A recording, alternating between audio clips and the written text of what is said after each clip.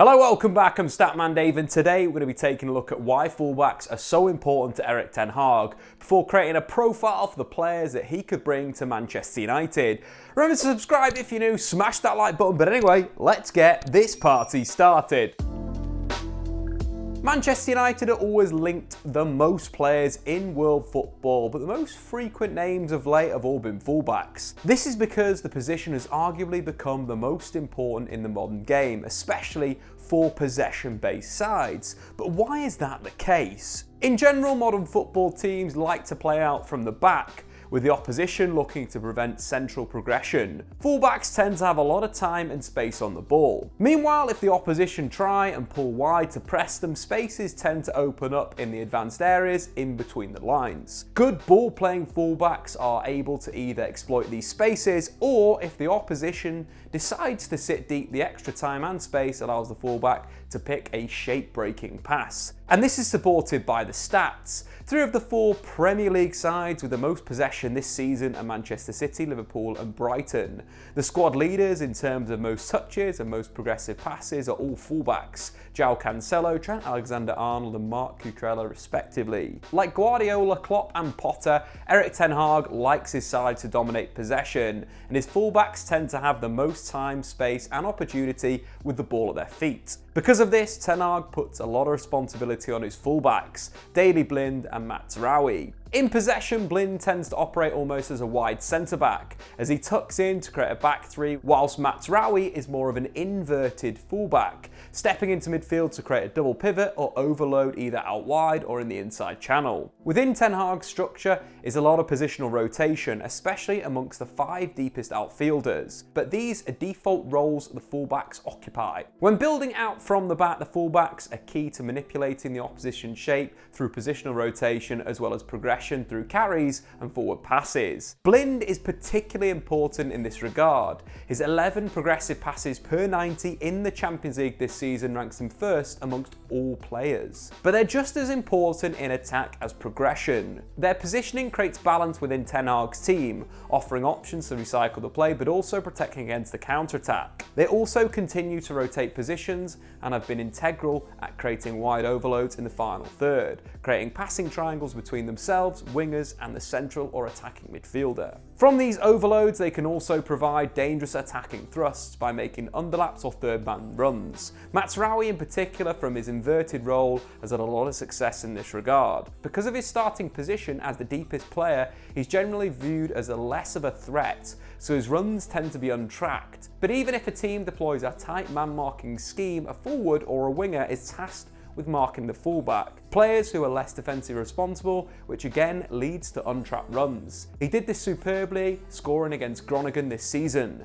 drifting off the back of his midfield marker as he found himself as the nominal striker before finishing off a Martinez accurate long pass. Meanwhile, without the ball, the fullbacks are just as important. Again, they provide balance to Ten Hag's pressing, but when the need arises, they are happy to engage and join the press. Erik Ten Hag has worked closely with Pep Guardiola in the past, with the Dutchman coaching Bayern's second team whilst the Spaniard managed the first team, so it's no surprise that there are similarities between the managers. Both use positional play, like to dominate possession, and use something of a 3-2-5 attacking structure. But the similarity I want to highlight is between the fullbacks. Guardiola uses Cancelo as an inverted wingback in the same way how Ten Hag uses Mazraoui, whilst Walker's deeper role as a wide centre-back that occasionally provides thrust into the final third via overlaps is very similar to Daley Blind. The duo are both unique but equally as important. Cancelo and Mazraoui are additional playmakers that are given a lot of time and space in the advanced areas because the opposition team are unsure which of their own players are to pick them up. Central midfielders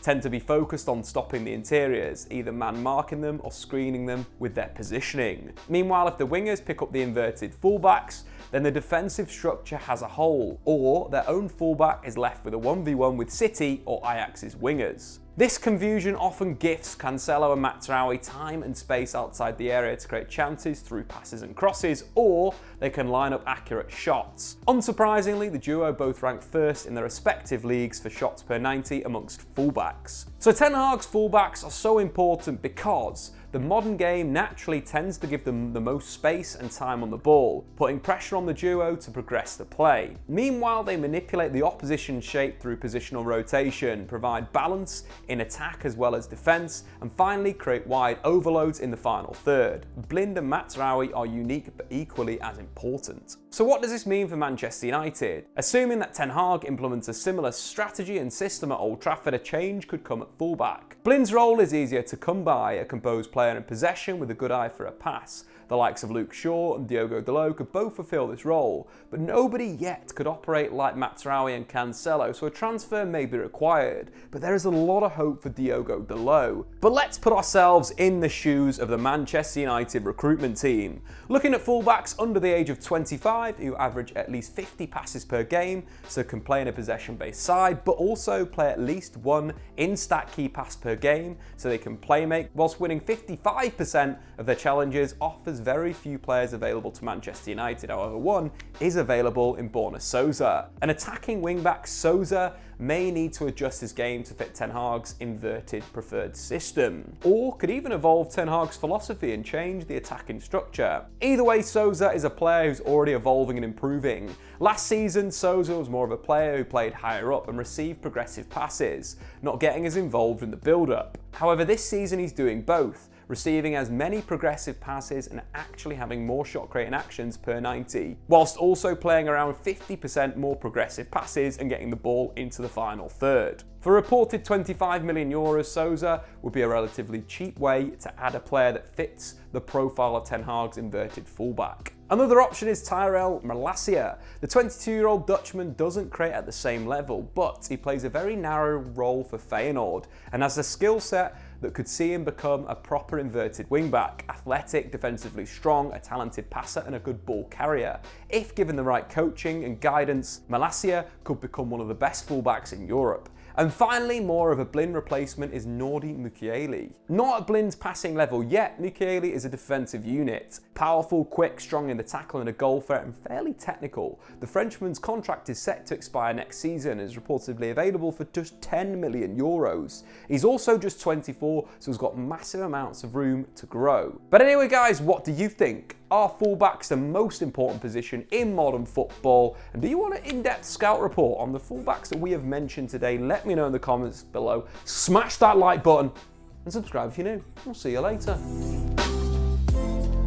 Thanks for watching. If you've enjoyed this video, why not check out some more content on the Statman Dave YouTube channel?